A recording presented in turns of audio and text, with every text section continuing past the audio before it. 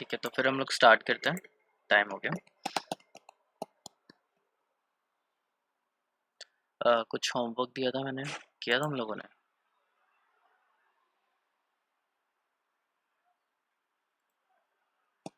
बताओ फिर।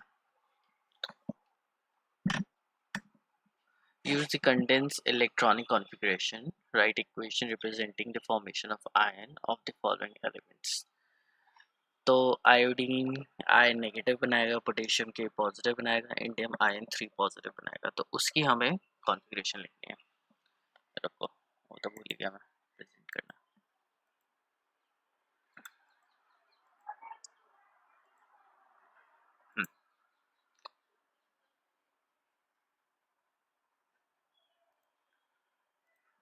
ओके, तो बताओ क्या कॉन्फ़िगरेशन आएगी।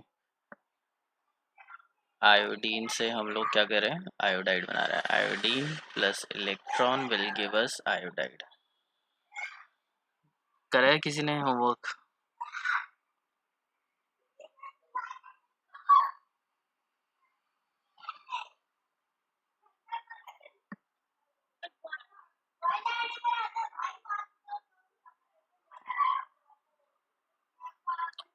शिवांगी, आवाज़ नहीं आई मुझे तुम्हारी।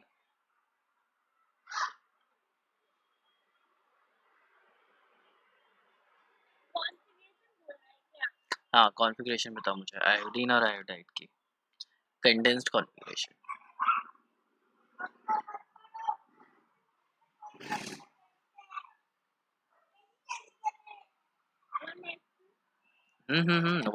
वन एस टू से वहां से नहीं होगा, इससे नहीं नहीं नहीं, इतनी दूर से नहीं बताना। जो लास्ट इससे पहले जो गैस है, नोबल गैस है, उसके बाद स्टार्ट करना है। अच्छा ठीक है, let's say fluorine, chlorine, bromine, iodine. नहीं नहीं, पूरा थोड़ी ना लिखना है यहाँ पे। Sir 4D10 5s2 4D10 5s2 5p5। आगे गैस कौन सी होगी? क्रिप्टॉन यूज होगी, ठीक है। और जब ये इलेक्ट्रॉन ले लेगा तो इसकी कॉन्फ़िगरेशन होगी Kr 4D10 5s2 5p6। तो फर्स्ट ये हो गया। सेकेंड पोटेशियम वाला देखते हैं। पोटेशियम ये क्या करेगा, K प्लस देगा और इलेक्ट्रॉन देगा। पोटेशियम की कॉन्फ़िगरेशन बताओ।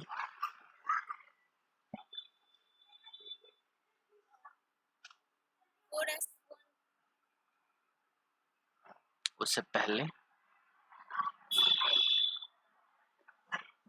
1s2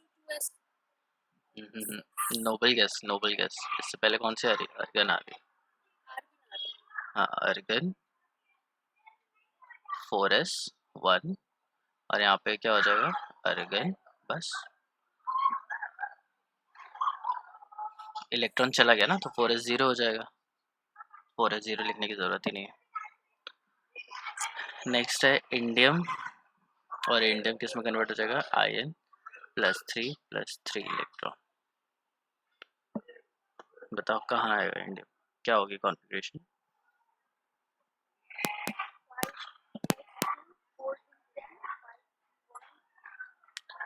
4D10 5s2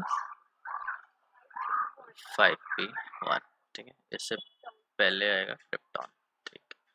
और ये हो जाएगा क्रिप्टॉन 4D10 5s0 4p0, ठीक। तो मतलब ये कॉन्फ़िगरेशन आ जाएगी, ठीक है। चलो अब आगे चलते हैं। नाउ आज हम लोग कि electronic configuration of transition elements, जो ट्रांजिशन एलिमेंट्स होते हैं उनकी इलेक्ट्रॉनिक कॉन्फ़िगरेशन कैसे होती है। बाकी सबकी तो हमें पता है कि 1s2 2s2 2p6 3s2 3p6 करके हम लोगों ने देख ली थी कि कैसे मॉलिक्यूल्स की कॉन्फ़िगरेशन होगी, और कैसे जब भी हमें लिखना होता है तो पहले नोबल गैस लिख देते हैं। पूरी कॉन्फ़िगरेशन हम लोग लिखने बैठेंगे तो बहुत मुश्किल हो जाएगा, बहुत ज़्यादा टाइम वेस्ट होगा। तो उससे पहले क्या लिख देते हैं, लास्ट जो नोबल गैस हमें मिलती है उसको हम लोग पहले लिख देते हैं, and then we write down the other rest of the configuration, ठीक है। ट्रांजिशन मेटल में क्या होता है, बाकी सबकी तो सिंपल है, वहाँ पे कोई प्रॉब्लम ही नहीं है। ट्रांजिशन मेटल की जो कॉन्फ़िगरेशन होती है वो थोड़ी डिफिकल्ट होती है, थोड़ी डिफरेंट होती है, डिफिकल्ट नहीं, थोड़ी डिफरेंट होती है। इससे डिफरेंट होती है। ट्रांजिशन एलिमेंट्स कहाँ से स्टार्ट होता है, स्कैंडियम।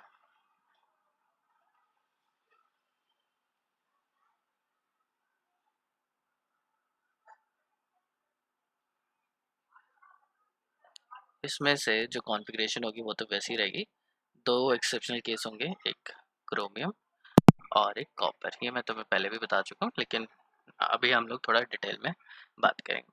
स्कैंडियम का एटॉमिक नंबर होता है 21। इससे पहले पोटेशियम और कैल्शियम होता है 19, 20, ठीक है। 21, 22, 23, 24, 25, 26, 27, 28, 29, 30, ठीक है। 21 से 30 तक ये हमारे ट्रांजिशन एलिमेंट। अब इनकी जो कॉन्फ़िगरेशन होती है, इससे पहले जो गैस नोबल गैस हुई है वो आर्गन हुई है, ठीक है। अब इसमें क्या होगा, इसकी कॉन्फ़िगरेशन हो जाती है 3d1 4s2। पहले जो इलेक्ट्रॉन होते हैं वो s में भरते हैं, उसके बाद वो d में जाते हैं। तो यहाँ पे क्या है कि अर्गन 4s1 था, किसका, पोटेशियम का। कैल्शियम का क्या होगा, अर्गन 4s2, ठीक है। तो s2 तो भर गया, अब क्या बचा, d ब्लॉक के एलिमेंट्स हैं तो d ऑर्बिटल आएगा तो d बनाएगा। टाइटेनियम की बात करें तो क्या हो जाएगा, अर्गन 3d2 4s2। वेनेडियम की बात करें तो अर्गन 3d3 4s2। तो ये किसका है, स्कैंडियम का है, ठीक है। ये टाइटेनियम की होगी कॉन्फ़िगरेशन और ये वेनेडियम की कॉन्फ़िगरेशन होगी।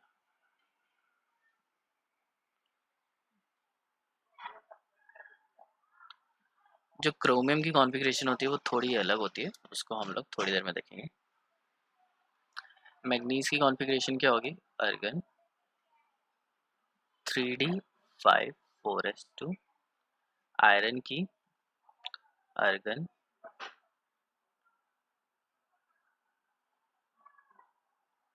3d6 4s2।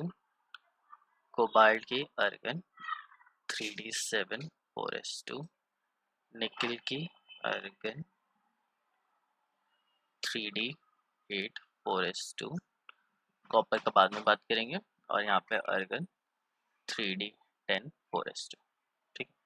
ये नॉर्मल कॉन्फ़िगरेशन हो गई। तुम्हें बस जस्ट ये ध्यान रखना है कि अगर एटॉमिक नंबर 22 है, एटॉमिक नंबर 25 है, तो कॉन्फ़िगरेशन क्या होगी, d5 3d5 4s2, ठीक है। एटॉमिक नंबर 27 है तो 7 पहले यूज जाएगा, 3d7 4s2। एटॉमिक नंबर 30 है तो ये थोड़ा सा हो जाएगा 3d10 4s2, ठीक है। ये तो सिंपल ही है।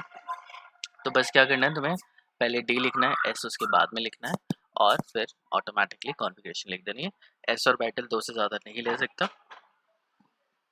तो पीछे हमेशा 2 ही आएगा और बाकी जितने भी इलेक्ट्रॉन्स हैं वो डी में आ जाएंगे ना। ये सब तो सही है, लेकिन यहाँ पे क्या है, क्रोमियम के केस में थोड़ा अलग आता है। सो क्रोमियम की जो इलेक्ट्रॉनिक कॉन्फ़िगरेशन होती है, इसका 24 है। तो अगर मैं ये अप्लाई करूँ, ये वाला रूल, तो इसकी जो एक्सपेक्टेड कॉन्फ़िगरेशन होनी चाहिए वो होनी चाहिए अर्गन 3d4 4s2, ठीक है।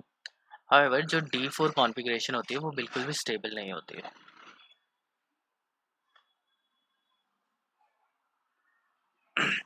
1 2 3 4, d4 और ये 4s2 कॉन्फ़िगरेशन है, ठीक है।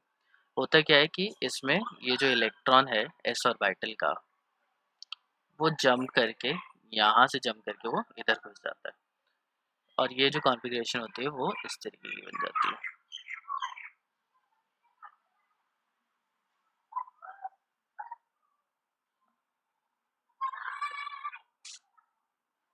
3d5 4s1। तो ये होनी चाहिए थी 3d4 4s2, जो हमारी एक्सपेक्टेड थी। लेकिन इसका क्या है कि कुछ अलग ही निकलता है, एक इलेक्ट्रॉन एस ऑर्बिटल में से जंप करके यहाँ पे आ जाता है। क्यों आ जाता है, ड्यू टू एक्स्ट्रा स्टेबिलिटी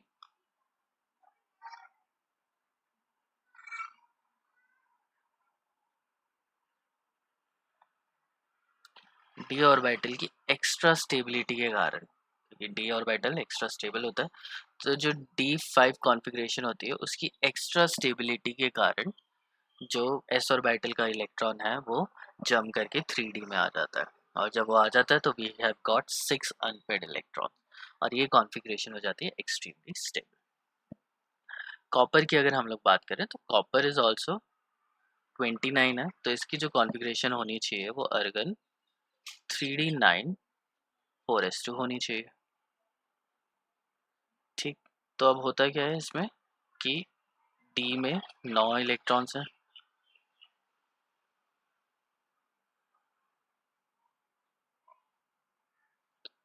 एक, दो, तीन, चार, पाँच, 6, 7, 8, 9,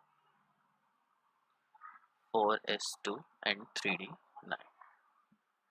अब ये क्या होता है कि यहाँ पे ये जो D9 कॉन्फ़िगरेशन है ये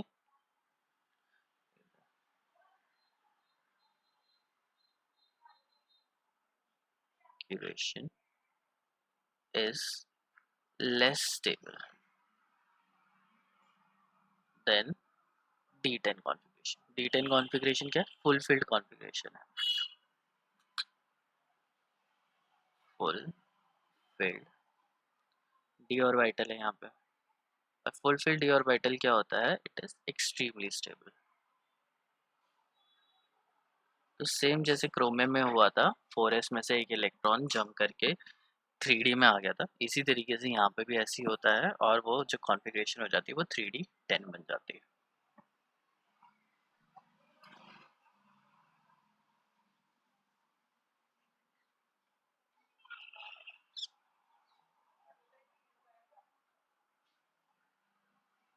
तो 3D10 4s2,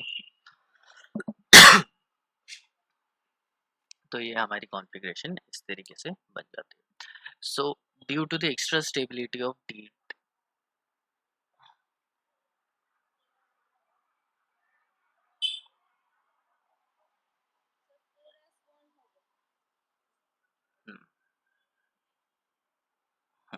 due to extra stability of D5 and D10 configurations, copper and chromium exist in unusual configurations.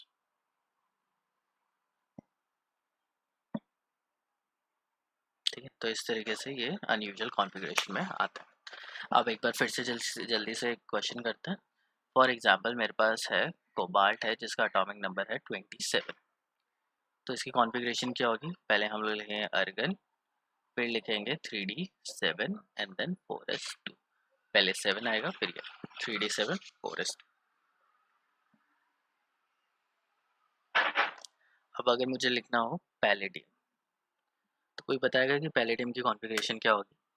अगर पैलेडियम की कॉन्फ़िगरेशन हमें देखनी है तो उसका फिर हमें क्या करना पड़ेगा? एटॉमिक नंबर देखना पड़ेगा, और फिर थोड़ा मुश्किल हो जाएगा। तो हम लोग क्या करते हैं, ये जो पहला पीरियड याद करने के बाद हम लोग ग्रुप्स याद कर लेते हैं। तो पैलेडियम कहाँ आता है? Nickel, palladium, platinum. ठीक है, तो जो कॉन्फ़िगरेशन निकेल की होगी वही कॉन्फ़िगरेशन पैलेडियम की भी होगी, और वही कॉन्फ़िगरेशन प्लैटिनम की भी होगी। निकेल का एटॉमिक नंबर 28 होता है और इसकी कॉन्फ़िगरेशन होती है D8s2। तो पैलेडियम इसके बाद है। तो अर्गन के बाद नेक्स्ट गैस कौन सी आती है? क्रिप्टन।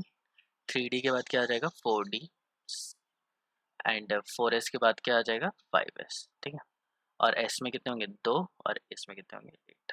तो ये आ जाता है पैलेडियम की कॉन्फ़िगरेशन। ठीक है, इसी तरीके से अगर हमें किसी और की भी निकालनी हो तो हम लोग आराम से निकाल सकते हैं, अगर हमें ग्रुप्स याद हो तो। ग्रुप्स याद करने बहुत ज़रूरी है, तो पूरा पीरियोडिक टेबल याद होना ही चाहिए।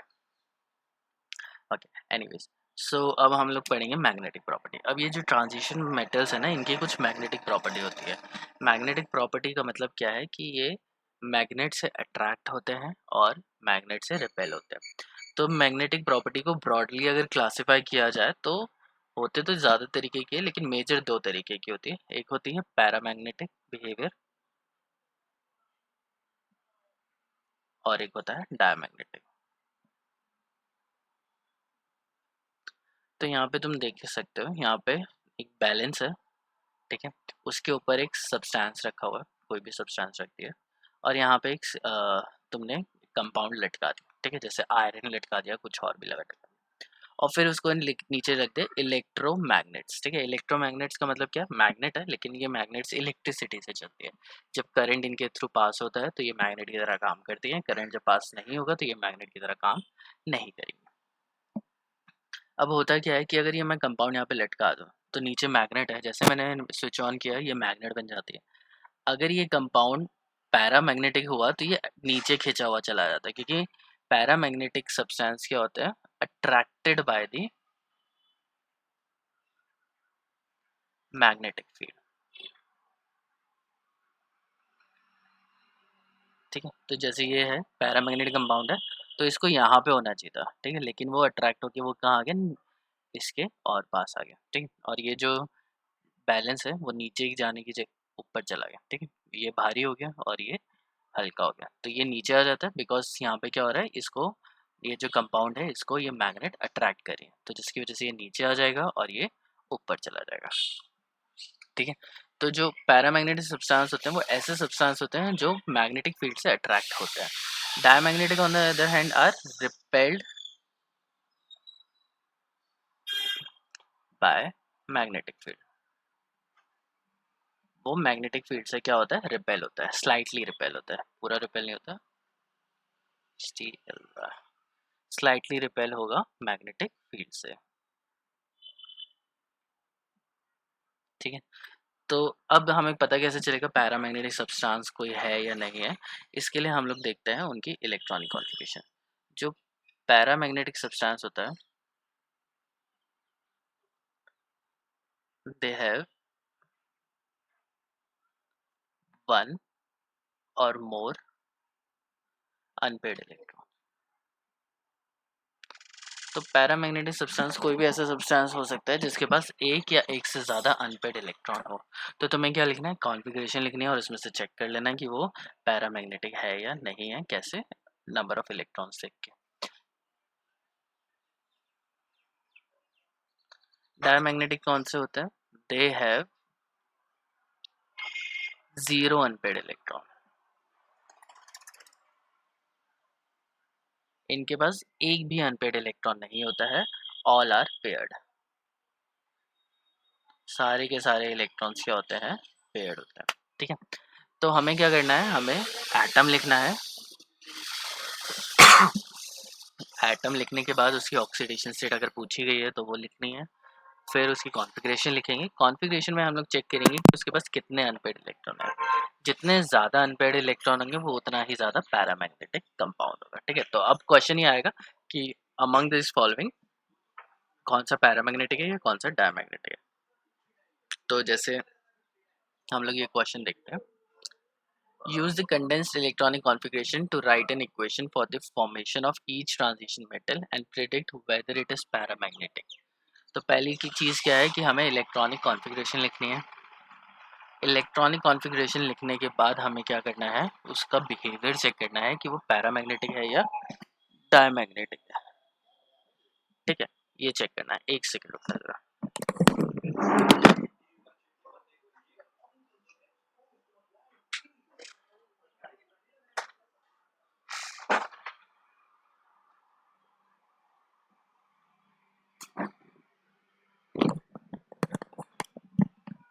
ठीक है, फॉर डूइंग सो हम लोग क्या करेंगे, पहले मैग्नीज, अब यहाँ पे दो तीन चीज़ें इंपॉर्टेंट है, मैग्नीज का एटॉमिक नंबर D5 दे रखा है, तो पहले मैग्नीज का हम लोग कॉन्फ़िगरेशन लिखेंगे Ar3D5 4s2, इतना तो आराम से लिखा ही जा सकता है। नाउ हमें ऑक्सीडेशन स्टेट क्या दे रखी है, +2 दे रखी है, तो अब हम लोग लिखेंगे Mn+2। अगर इलेक्ट्रॉनिक कॉन्फ़िगरेशन +2 में लिखा हुआ है, मतलब आयन जो है वो +2 है, मतलब 2 इलेक्ट्रॉन जाएंगे, और जो इलेक्ट्रॉन जाते हैं, electrons are always are first removed from s orbital, s orbital से ही सबसे पहले इलेक्ट्रॉन रिमूव होते हैं, उसके बाद d से रिमूव होते हैं, ठीक है। s में पहले बढ़ते हैं और रिमूव भी पहले एस से ही होता है, ठीक है, डी में बाद में बढ़ता है, ठीक है। तो जैसे पोटेशियम था तो 4s1 था, कैल्शियम था 4s2 था, फिर 4s2 3d1 हुआ, तो पहले एस में भरा गया, फिर इलेक्ट्रॉन कहाँ गया, डी में, ठीक है। और जब निकालने वाली बारी आती है, निकालने की बारी आती है, तो डी में से पहले इलेक्ट्रॉन नहीं निकलता, पहले इलेक्ट्रॉन निकलता है एस में से। ऐसा क्यों है? ऐसा इसलिए है क्योंकि इफेक्टिव न्यूक्लियर चार्ज जब डी ऑर्बिटल भरने लग जाता है, जब डी ऑर्बिटल खाली होता है तो उसके ऊपर इफेक्टिव न्यूक्लियर चार्ज कम होता है, लेकिन जब उसके अंदर इलेक्ट्रॉन्स आने लग जाते हैं तब उसके ऊपर जो इफेक्टिव न्यूक्लियर चार्ज पड़ता है वो काफ़ी ज़्यादा पड़ता है, ठीक है। और ये हम लोगों ने स्लेटर्स रूल में देखा था कि डी ऑर्बिटल में जब हम लोग कॉन्फ़िगरेशन लिखेंगे, यस, पहले मैं तुम्हें होमवर्क दे देता हूँ। अब देखो, तो तुम्हारे लिए होमवर्क है ये Mn, ठीक, स्कैंडियम की बात ले लेते हैं हम लोग, स्कैंडियम ले लेते हैं तो इसका 21 होता है, तो पोटेशियम लो इसका एटॉमिक नंबर, तो अर्गन, इसके बाद है 4s ऑर्बिटल है और तुम्हारे पास 3d ऑर्बिटल है। तो इनमें से किसके ऊपर इलेक्ट्रॉन जाएगा, जिसके ऊपर भी इलेक्ट्रॉन जाएगा एक इधर लिखना है और एक बार, ठीक है। दोनों में स्लेटर्स रूल लगाना है तुम्हें, और स्लेटर्स रूल निकाल के मुझे बताना कि किसकी एनर्जी कम है। स्लेटर्स रूल याद होगा कि हम लोग जेड इफेक्टिव निकालते हैं, Z effective is equal to Z minus sigma, और सिग्मा के लिए रूल्स होते हैं कि nth ऑर्बिटल में है तो 0.85, 0.35, फिर n-1 ऑर्बिटल में है, मतलब n-1 शेल में है तो 0.85, सॉरी क्या बोलते हैं, पहले 0.35 फिर 0.85 और उसके बाद 1। तो उस हिसाब से निकाल के देखना कि जेड इफेक्टिव कितना आ रहा है, ये तुम्हारा होमवर्क है। कुछ नहीं करना, सिर्फ जेड इफेक्टिव इसके लिए और जेड इफेक्टिव डी ऑर्बिटल के लिए निकाल के मुझे जेड इफेक्टिव कल बताना, परसों बताना। ठीक है, तो Mn2+ की बात करें तो 2 इलेक्ट्रॉन कहाँ से जाएंगे, 2 इलेक्ट्रॉन यहाँ से जाएंगे, तो कॉन्फ़िगरेशन क्या हो जाएगी, Ar3d5। अब 3d5 को मैं इस तरीके से कंबाइन कर और दिखा देता हूँ।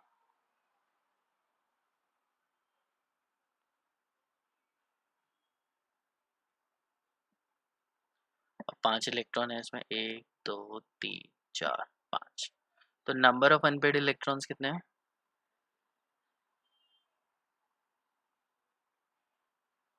5 है। 5 अगर अनपेड इलेक्ट्रॉन होंगे तो ये क्या होगा, ये है पैरामैग्नेटिक। पैरामैग्नेटिक क्यों, अगर एक भी अनपेड इलेक्ट्रॉन होता है तो वो पैरामैग्नेटिक होता है, और अगर 0 अनपेड इलेक्ट्रॉन होता है, सारे के सारे पेयर्ड होते हैं तो वो डायमैग्नेटिक होता है। तो यहाँ पे हमें 5 अनपेड इलेक्ट्रॉन दिख रहे हैं तो ये पैरामैग्नेटिक। तो पहला ये हो गया। दूसरा है क्रोमियम 3+। तो क्रोमियम 3+ के लिए पहले हम लोग क्रोमियम लिखेंगे। क्रोमियम का एटॉमिक 24 होता है और इसकी कॉन्फ़िगरेशन होती है Ar3d5 4s1, ठीक। अब इसमें से क्रोमियम 3+ हमें करना है, 3+ है तो मतलब क्या है, एक इधर से जाएगा और 2 इधर से जाएगा, तो ये बन जाएगा Ar3d3 4s0। अब 3d3 अगर मैं लिखना बैठूं तो 1 2 3, तो 3 अनपेड इलेक्ट्रॉन है, 3 अनपेड इलेक्ट्रॉन, मतलब ये भी क्या है, para magnetic compound. Let's move ahead.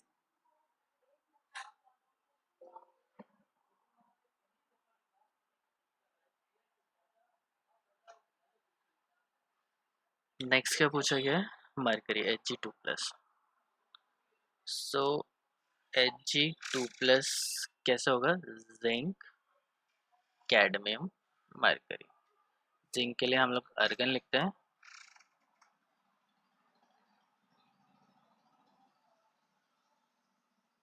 ठीक है। तो यहाँ पे आएगा, पहले मरकरी लिख लेते हैं, Hg 80 एटॉमिक नंबर है, कुछ लेना देना नहीं हमें उससे। जिनॉन, यहाँ पे हम लोग यूज़ करते हैं 3d, फिर यहाँ पे होगा 4d और यहाँ पे क्या होगा 5d, सो 5d। और इसके बाद यहाँ पे होता है 4s 5s एंड 6s। तो पहले तो हम लोग ये लिख लेते हैं। अब जिंक की जैसे इलेक्ट्रॉनिक कॉन्फ़िगरेशन होती है वैसी होती है। तो जिंक की इलेक्ट्रॉनिक कॉन्फ़िगरेशन क्या होती है? 3d10 4s2 यहाँ पे। तो इसकी कॉन्फ़िगरेशन क्या होगी? 5d10 6s2।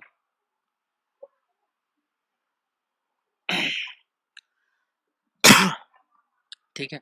अब नेक्स्ट क्या करना है कि नेक्स्ट हमें देखना है कि Hg+2 कॉन्फ़िगरेशन क्या होगा। तो 2 इलेक्ट्रॉन जाना है तो 2 इलेक्ट्रॉन यहाँ से जाएंगे। तो Xe xenon 5d10। और 5d10 अगर मैं कॉन्फ़िगरेशन लिखने के लिए बैठूंगा तो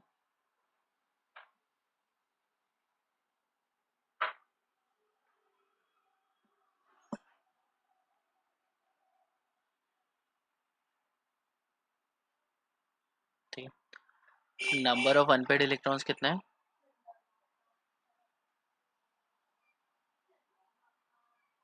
0 है। तो 0 होने की वजह से इट इज डायमंड।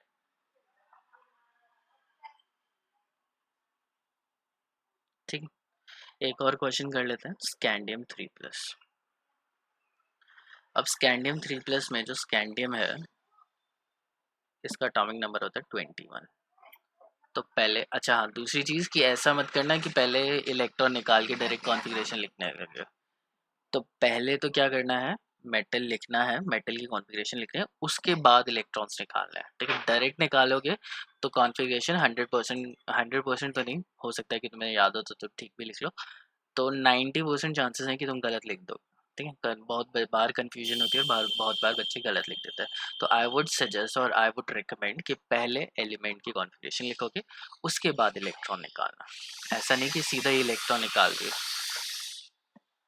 तो अर्गन 3d1 4s2 इसकी कॉन्फ़िगरेशन है। अब इसको तुमने बना दिया स्कैंडियम 3+। 3 इलेक्ट्रॉन है, 2 इधर से गए, 1 इधर से गया। अब ये बन गया अर्गन। ठीक है। अब ये अगर अर्गन बन गया तो इसके पास कंप्लीट शेल है। कंप्लीट शेल है तो मतलब नो अनपेड इलेक्ट्रॉन, कोई भी अनपेड इलेक्ट्रॉन नहीं है। इस वजह से ये क्या है? डाया मैग्नेटिक कंपाउंड है।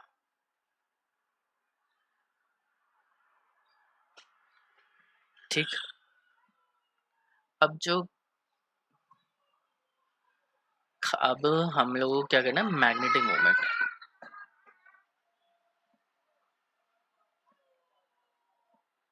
मैग्नेटिक मोमेंट होती है, इसको डिनोट करते हैं म्यू से।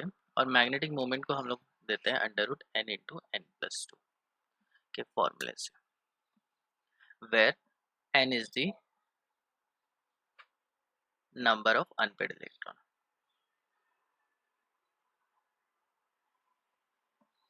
ठीक। तो जो डायमैग्नेटिक कंपाउंड होता है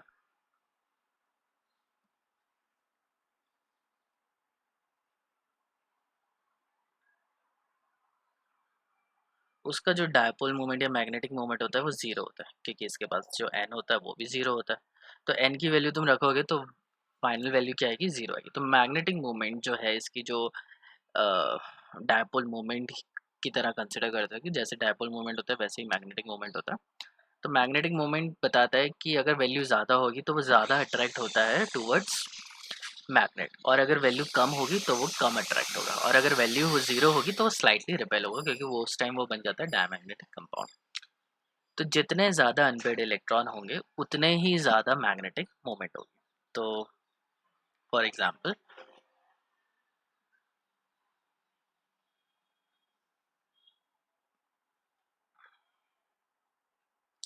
स्कैंडियम 3 में नंबर ऑफ अनपेड इलेक्ट्रॉन कितने आ रहे? तो मैग्नेटिक मोमेंट क्या होगी? 0 × 0 + 2 0। तो यहाँ से हमें ऑलरेडी पता ही था कि वो डायमैग्नेटिक कंपाउंड आएगा।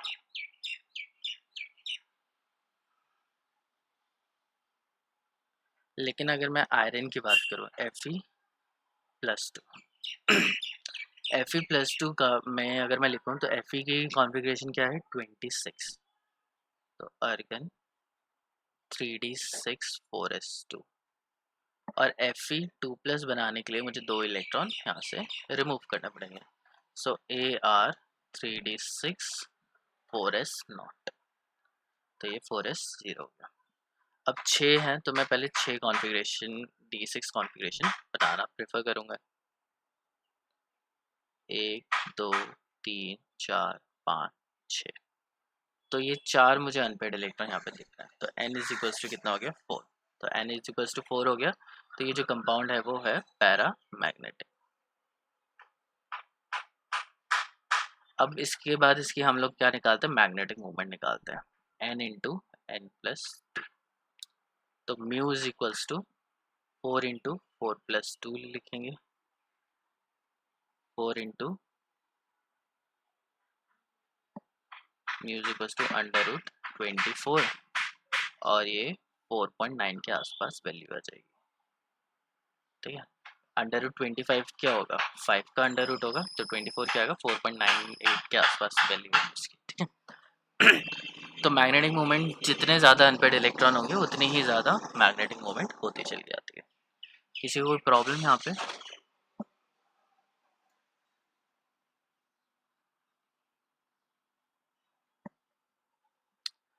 तो चलो एक क्वेश्चन और देख लेते हैं मैग्नेटिक मोमेंट का। क्रोमियम +3 कॉन्फ़िगरेशन है, इसका मैग्नेटिक मोमेंट निकालना है। तो क्रोमियम क्या होता है 24 होता है और इसकी इलेक्ट्रॉनिक कॉन्फ़िगरेशन क्या होती है 3d5 4s2 4s1। ठीक, तो क्रोमियम +3 की कितनी होगी, आर्गन, एक यहाँ से जाएगा तो ये हो जाएगा 3d3। अब 3d3 हम लोग लिखेंगे तो 3 अनपेड इलेक्ट्रॉन आएंगे। This implies n is equals to 3 और ये हो गया पैरा मैग्नेटिक कंपाउंड। ठीक, और अगर इसका मैग्नेटिक मोमेंट लिखेंगे तो under root n into n plus 2 आएगा। Mu is equals to under root 3 into 3 plus 2, 3 into 5 कितना हो गया 15 हो गया, अंडर रूट 15 और जो वैल्यू आएगी वो आएगी 3.9 के आसपास। ठीक है, क्योंकि अंडर रूट 16 क्या होता है 4 का होता है, तो अंडर रूट 15 3.98 के आसपास या 3.8 आ जाएगी। ठीक है, 9 या 8 जितनी भी होती है। ठीक है, तो मैग्नेटिक मोमेंट हम लोग आराम से निकाल सकते हैं, जिसकी जितनी ज़्यादा मैग्नेटिक मोमेंट होगी, जैसे Fe+2 की मैग्नेटिक मोमेंट 4.9 है और क्रोमियम की कितनी है 3.9 है, तो इसमें ऑटोमेटिकली पता चल रहा है कि ये ज़्यादा पैरामैग्नेटिक है, ये कम पैरामैग्नेटिक है, इसके पास ज़्यादा नंबर ऑफ अनपेड इलेक्ट्रॉन है, इसके पास कम नंबर ऑफ अनपेड इलेक्ट्रॉन है। तो अगर हमारे पास मैग्नेटिक मोमेंट होती है तो हम लोग ऑटोमेटिकली फाइंड आउट कर सकते हैं कि कितने अनपेड इलेक्ट्रॉन उस कंपाउंड के पास है या उस आयन के पास है। ठीक है, यहाँ पे हमारा चैप्टर खत्म हो जाता है। अब हमें क्या करना है, कुछ क्वेश्चंस मैंने यहाँ पे फ्रेम किए हैं। ठीक है, जितने हम लोग करेंगे वो कर लेंगे, बाकी तुम्हारे होमवर्क के लिए, और ये चैप्टर यहीं खत्म हो जाएगा। तो पहला क्वेश्चन है, इनमें से एक मैं कराऊंगा, बाकी तुम करना। 8.22 में कराता हूँ, 8.21 करना। Right the full set of quantum number of the following, the outer most electron of lithium. तो लिथियम के पास एटॉमिक नंबर ये होता है 1s2 2s1।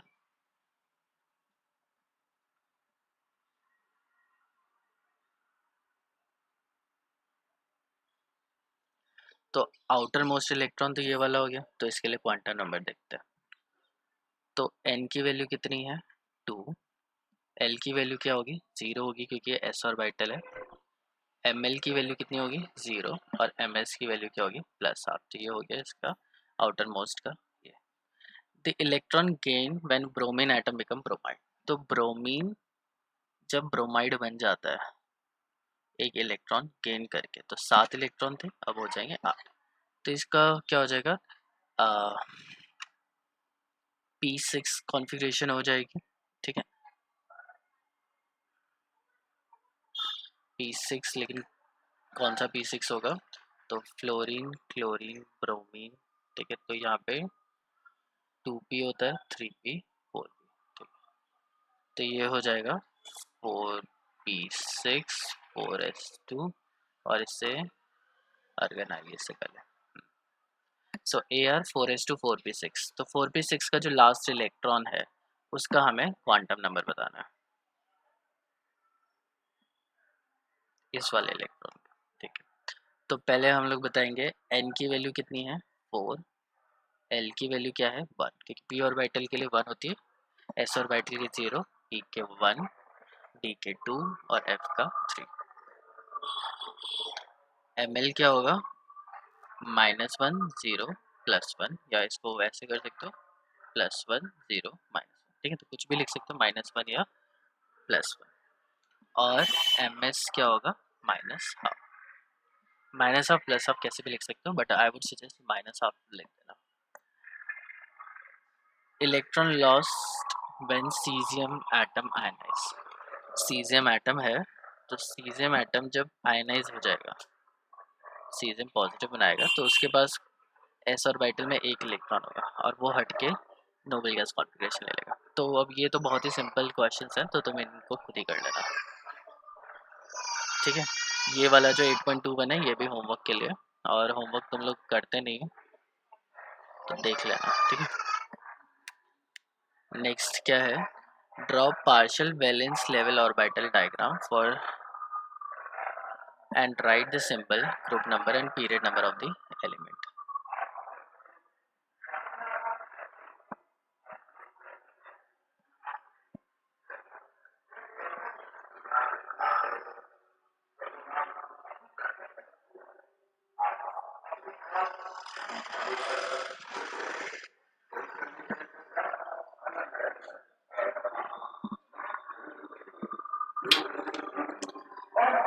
तो हीलियम 2s2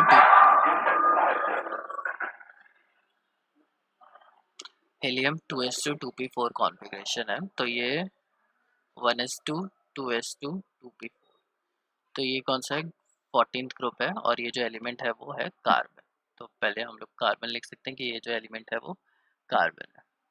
अब ग्रुप नंबर कौन सा होगा, 14th ग्रुप है ये, और सेकंड पीरियड, ये भी इंफॉर्मेशन हमें मिल गई है। इसके बाद वैलेंस लेवल ऑर्बिटल डायग्राम, तो 1s2 2s2 2p4, so 1s2 2s2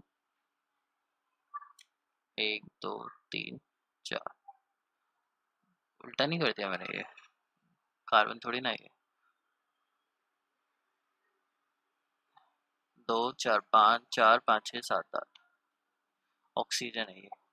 तो ये 16th ग्रुप है, सेकंड पीरियड है, 1s2 2s2 2p4, कॉन्फ़िगरेशन तो वैसी रहेगी 1s2 2s2 2p4 1 2 3 और 4 नीचे लिख देना है 1s2 2s2 2p4, ठीक है। सिंपली इसी तरीके से इसको फाइंड आउट कर लेना, draw the partial balanced orbital diagram and write the symbol. तो इनका सिंबल लिख देना कि कौन सा एलिमेंट है, चेक हो ही जाएगा, ये सारे तो हो ही जाएंगे। From each partial balance electron diagram right the condense electronic configuration of the group number.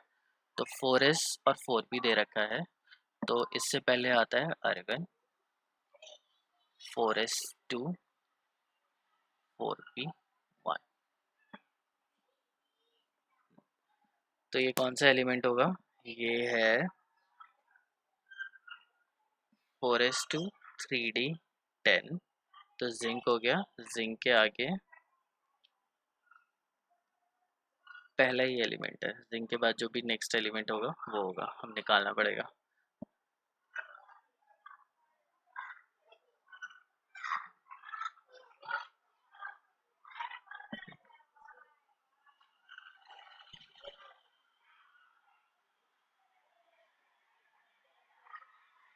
Gallium है ये, ठीक है। तो ये जो एलिमेंट है वो गैलियम है, इस तरीके से भी निकाल देना, ये तो तुम्हें दिख ही रहा है 2s2 2p6 नोबल गैस है। ओके, नेक्स्ट हम लोग 4.8.48 देखते हैं। तो पहला है, 4 पार्ट्स हैं इसके अंदर, नहीं 3 ही है। Why do successive ionization energy of a given element always increases? Successive मतलब एक के बाद एक, तो ionisation energy, first ionisation energy के बाद सेकेंड आयनाइजेशन एनर्जी, फिर थर्ड फोर्थ फिफ्थ, तो वो क्या हो रहा है यहाँ पे हमें दिख रहा है कि वो इंक्रीज हो रही है, हमेशा इंक्रीज होती है। क्यों इंक्रीज होती है? क्योंकि फर्स्ट इलेक्ट्रॉन देने के बाद जो इफेक्टिव न्यूक्लियर चार्ज होता है वो काफ़ी हद तक बढ़ जाता है। ज़्यादा इफेक्टिव न्यूक्लियर चार्ज होगा, एटम का साइज श्रिंक हो जाता है। एटम का साइज छोटा हो जाएगा तो इफेक्टिव न्यूक्लियर चार्ज ज़्यादा पहुंचेगा। ज़्यादा न्यूक्लियर चार्ज है, ज़्यादा फोर्स ऑफ अट्रैक्शन है, तो वहाँ से इलेक्ट्रॉन निकालना हमारे लिए बहुत ज़्यादा मुश्किल हो जाएगा। तो लैंग्वेज में लिख लेना, when the different when the difference between successive ionization energy of the given element is exceptionally large। जब आयनाइजेशन एनर्जी में जो डिफरेंस है वो एक्सेप्शनली लार्ज हो जाता है, मतलब बहुत ज़्यादा बढ़ जाता है एकदम से। What do we learn about the electronic configuration? जैसे 1e एंड 1e2 ऑफ के, पोटेशियम की जो फर्स्ट आयनाइजेशन एनर्जी है वो कम होती है और सेकेंड आयनाइजेशन एनर्जी एकदम से बहुत ज़्यादा बढ़ जाती है। तो इससे हमें क्या पता चलता है? हमें ये पता चलता है जब भी दो आयनाइजेशन एनर्जी में बहुत ज़्यादा डिफरेंस है तो वहाँ पे हम पहुँच गए हैं नोबल गैस कॉन्फ़िगरेशन।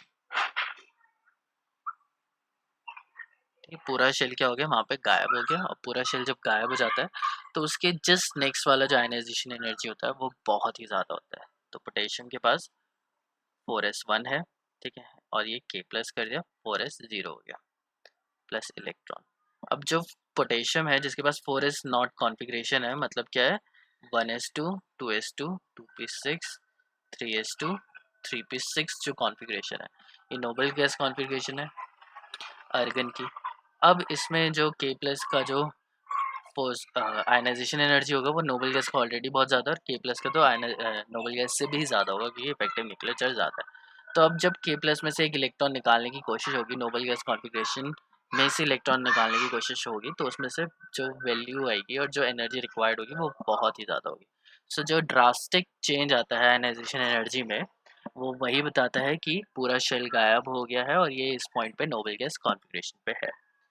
तो इनमें से अगर मैं देखूँ तो 1e 2e 1 3 1e3, ठीक है। तो first ionisation energy, second ionisation, third ionisation energy में बहुत ज़्यादा डिफरेंस नहीं है, लेकिन सीधा फोर्थ में क्या हो गया? बहुत ही ज़्यादा है। इसको यहाँ से ग्राफ काटा गया है वो और भी ज़्यादा बड़ा है।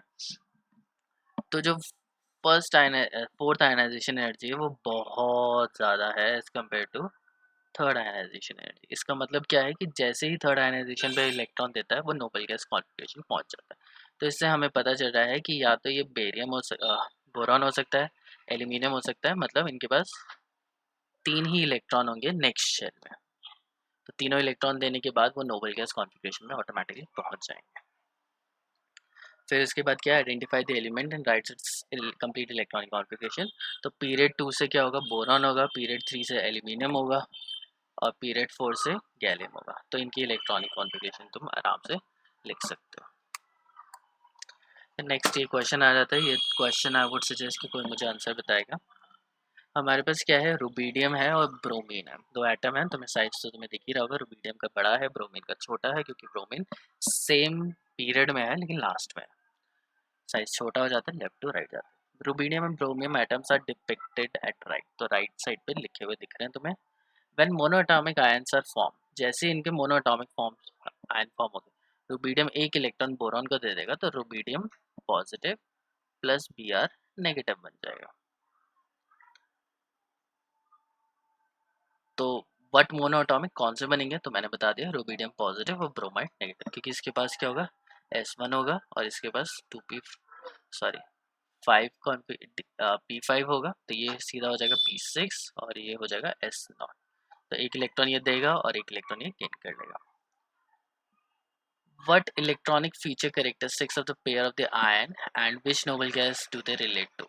अब ये दोनों ने नोबल गैस कॉन्फ़िगरेशन ले लिया, अब ये कौन सी नोबल गैस कॉन्फ़िगरेशन ली है वो हमें देखना है। सो फिर से फ्लोरीन, क्लोरीन, ब्रोमीन, आयोडीन, एस्टेटीन,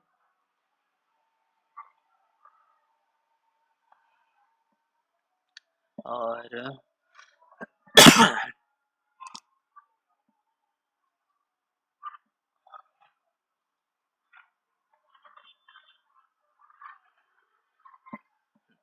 ठीक है। तो यहाँ पे हम देख सकते हैं कि ब्रोमीन, यहाँ पे ब्रोमीन एक इलेक्ट्रॉन गेन करेगा तो इधर पहुँच जाएगा, रुबीडियम एक इलेक्ट्रॉन लूज करेगा तो वो पीछे पहुँच जाएगा, ठीक है। तो जो गैस कौन सी है? वो क्रिप्टॉन है। सो जो गैस नोबल गैस कॉन्फ़िगरेशन जो ये अटेन करेंगे वो किसकी अटेन करेंगे? क्रिप्टॉन की अटेन करेंगे। which pair best represent the relative ionic size? अब ये मुझे कोई बताओ कि इन चार ऑप्शन में से कौन सा सही है? ए, बी, सी, डी।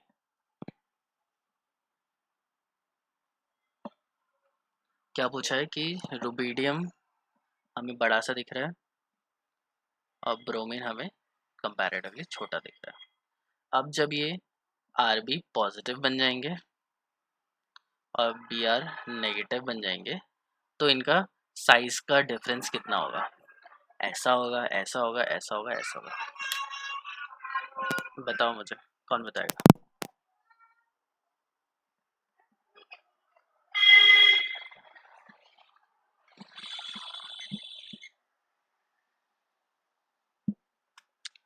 जल्दी कुछ तो बताओ।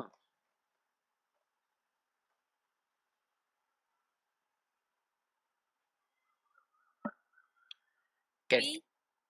बी। बी किस लिए होगा?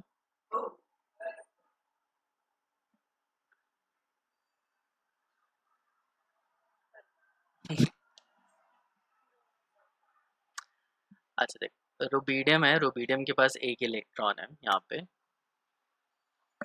एक इलेक्ट्रॉन है नेक्स्ट शेल में, तो वो इलेक्ट्रॉन यहाँ से दे देगा। तो रुबीडियम ने जब पूरा शेल, अब पहले इसकी कॉन्फ़िगरेशन लिख लेते हैं रुबीडियम की, ठीक है।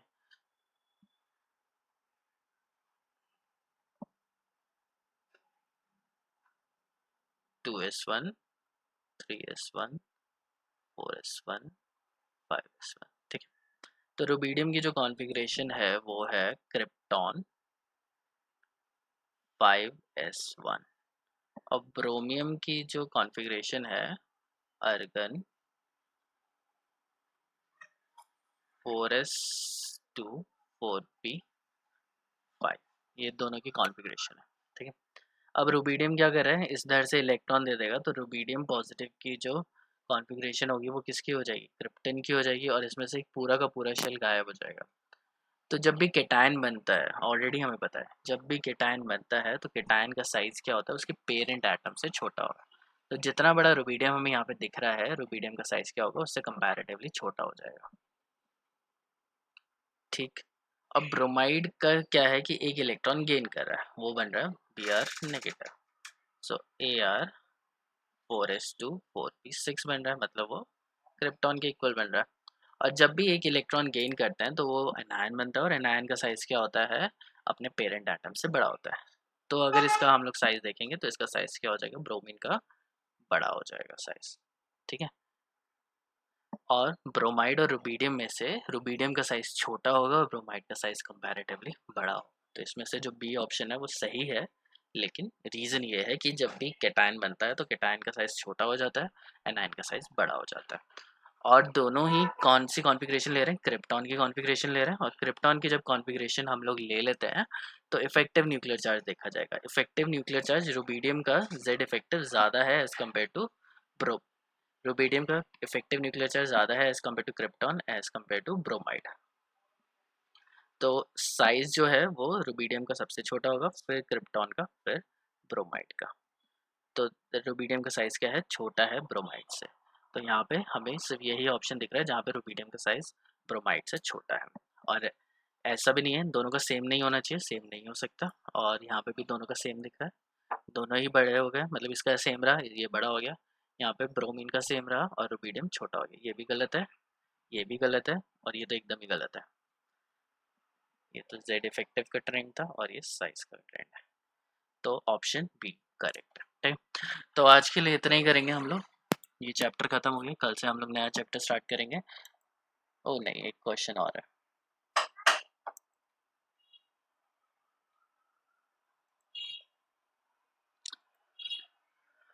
ओके, ये क्वेश्चन है, discuss the conclusion from a study of redox reaction. एक रेडॉक्स रिएक्शन दे रखी है, sulphide ion functions only as a reducing agent. तो सल्फाइड आयन है, ये सिर्फ एक्ट एज रिड्यूसिंग एजेंट, तो ये सिर्फ रिड्यूसिंग एजेंट की तरह काम करता है। तो हमें बताना है कि क्यों। रिड्यूसिंग एजेंट का क्या मतलब होता है? रिड्यूसिंग एजेंट का मतलब होता है reduces other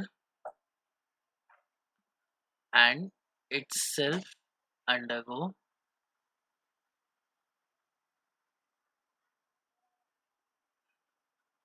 ऑक्सीडेशन। तो खुद का ऑक्सीडेशन होगा, दूसरे का रिडक्शन होगा। तो सल्फाइड का ऑक्सीडेशन होगा तो वो सल्फर में कन्वर्ट हो सकता है, प्लस 2 इलेक्ट्रॉन।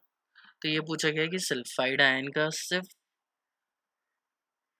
ऑक्सीडेशन क्यों होता है, इसका रिडक्शन क्यों नहीं हो सकता, और ये सिर्फ रिड्यूसिंग एजेंट की तरह काम क्यों करता है। तो सल्फाइड की अगर हम लोग कॉन्फ़िगरेशन देखें तो इसके पास है S2P6 configuration, noble gas configuration है। अब नोबल गैस कॉन्फ़िगरेशन होने के बाद वो एक इलेक्ट्रॉन लेना प्रेफर नहीं करेगा, वो सिर्फ इलेक्ट्रॉन दे सकता है। तो वो हायर ऑक्सीडेशन स्टेट में नहीं जा सकता। अगर वो नोबल गैस कॉन्फ़िगरेशन अटेन कर गया है तो उसके बाद हायर ऑक्सीडेशन स्टेट पॉसिबल नहीं है। तो ये कभी भी ऑक्सीडाइजिंग एजेंट की तरह काम नहीं कर सकता। इसकी जो ऑक्सीडेशन स्टेट है वो हमेशा ही कम होगी, सिर्फ ज़्यादा बढ़ेगी।